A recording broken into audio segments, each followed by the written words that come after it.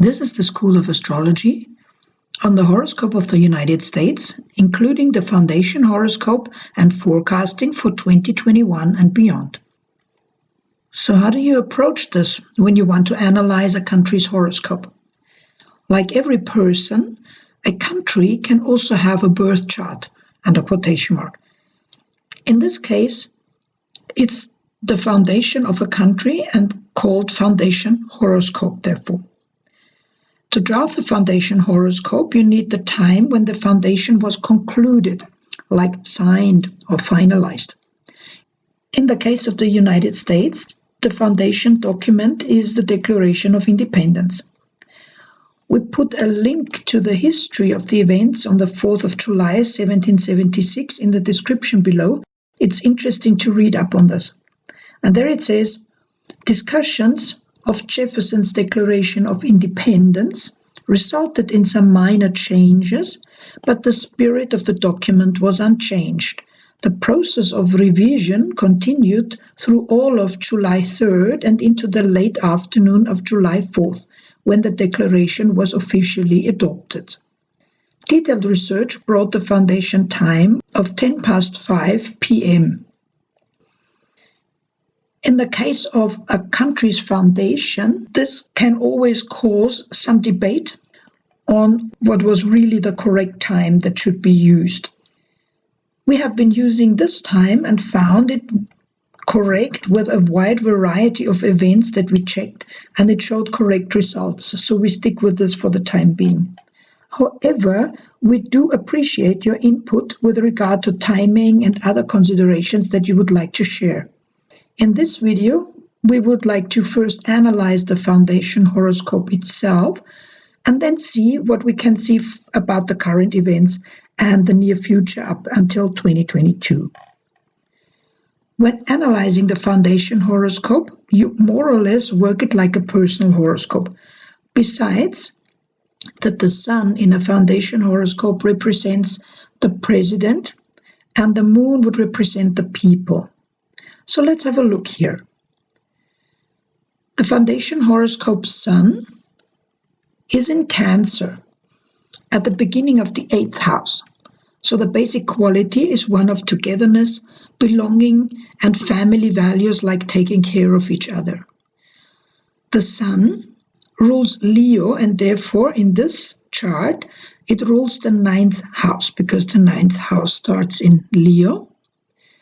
In this horoscope, so it represents the vision, mission, and idea here.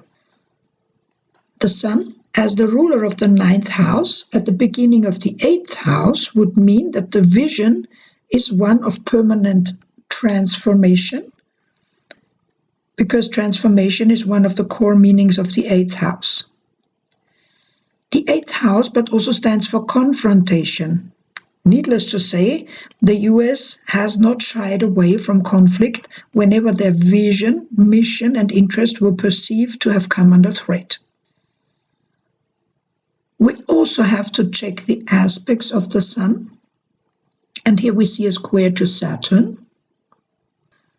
Saturn here is the ruler of the 2nd house because Saturn rules Capricorn and the 2nd house starts in Capricorn.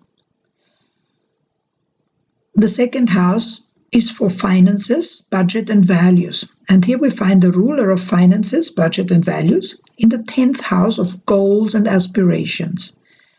With Saturn, those values are certainly geared toward building value for the long term.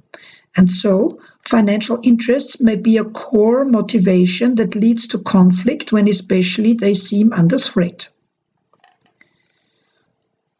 Next, let's look at the moon. We have a moon in Aquarius here, which is the most freedom-minded of all moon placements that there are. An Aquarius moon would highly value the freedom of others and one's own freedom.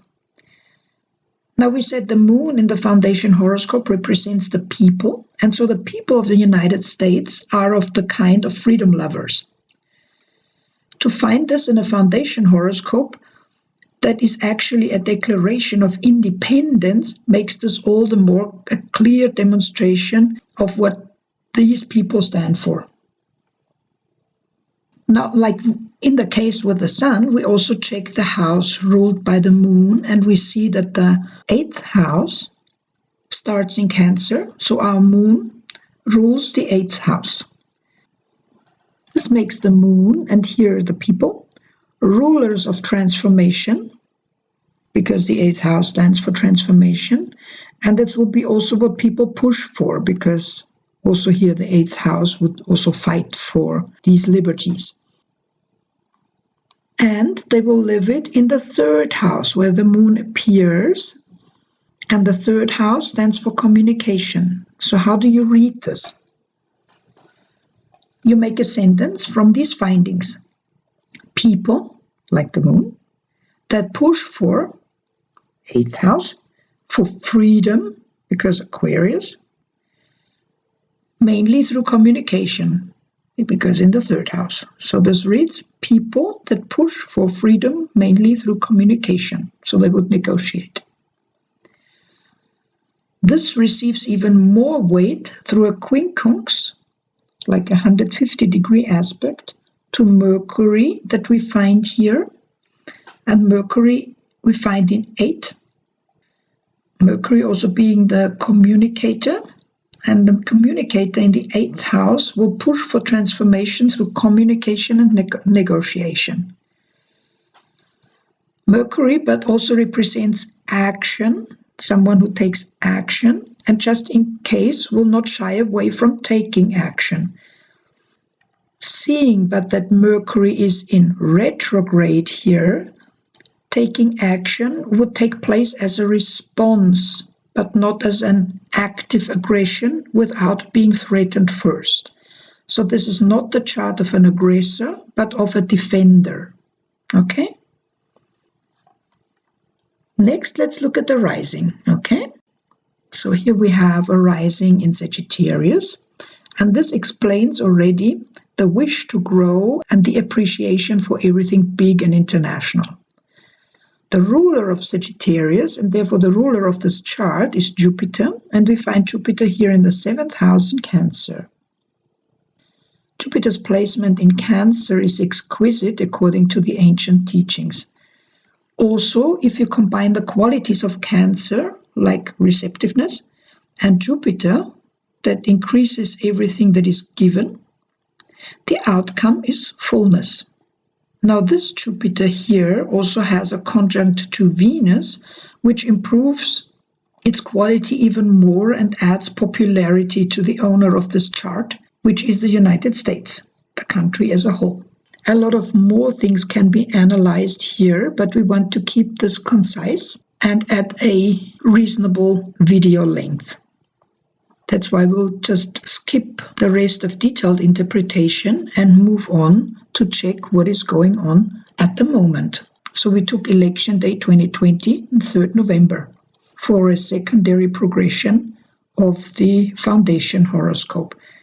We use the progressions because they only show the big themes and we don't get distracted by nitty-gritty details of everyday events. So the first thing that stands out here is that the moon has just changed signs. So the moon, aka the people, arrived in the sign of the foundation horoscope's moon, Aquarius. This means that the people of the United States now enter a time of more freedom again. But we also see that the moon has just passed Pluto on its way into the new sign, right? Which is always a power struggle, like moon conjunct with Pluto is always something like a power struggle. Very emotional. And even though the moon has arrived in the new sign, it is still in a conjunct to Pluto, which means that the pain of the power struggle will still be felt.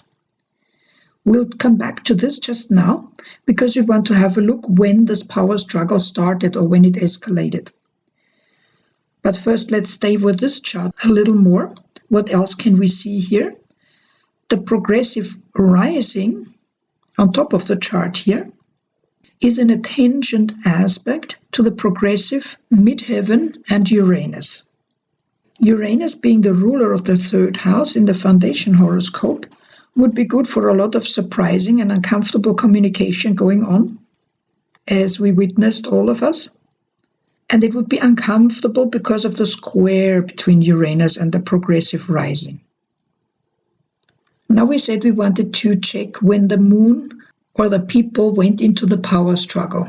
So we winded back our time machine, and contemporary history suggests that the killing of George Floyd could have been such a moment. So we used this date to check. And we see here that indeed the moon enters the conjunct to Pluto at this time.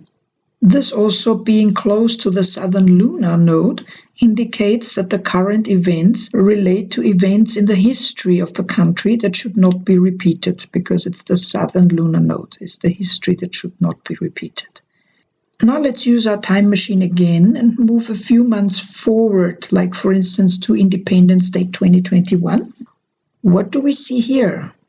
We see that the moon has progressed well into the sign of Aquarius and now forms a trine to midheaven and Uranus. The aspect of a trine, being of harmonious nature, would connect people represented by the moon and Uranus as the ruler of Aquarius in a harmonious way. The harmonious expression of Uranus is associated with innovation and modernity and pleasant surprises. So this indicates good times ahead.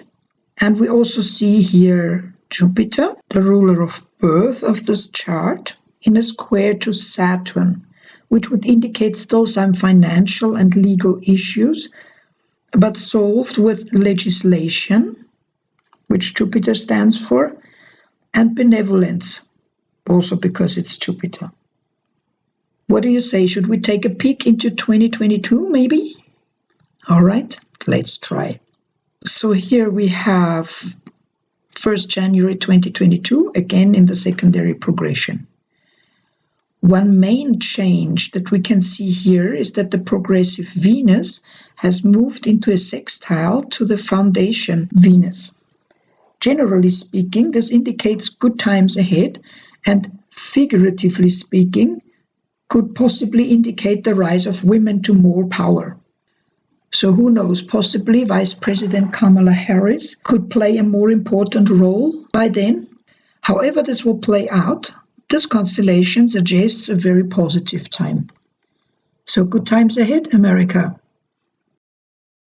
We hope you found this analysis inspiring, and in general, we hope you find useful content on this channel, and we appreciate your feedback. Thanks for your comments. And please also comment what interests you. We will try to cater to the most requested themes first. Please also subscribe to stay updated with free content every Sunday. And also remember to activate notifications if you wish to be informed about new content. Thank you for your interest and see you again soon on this channel.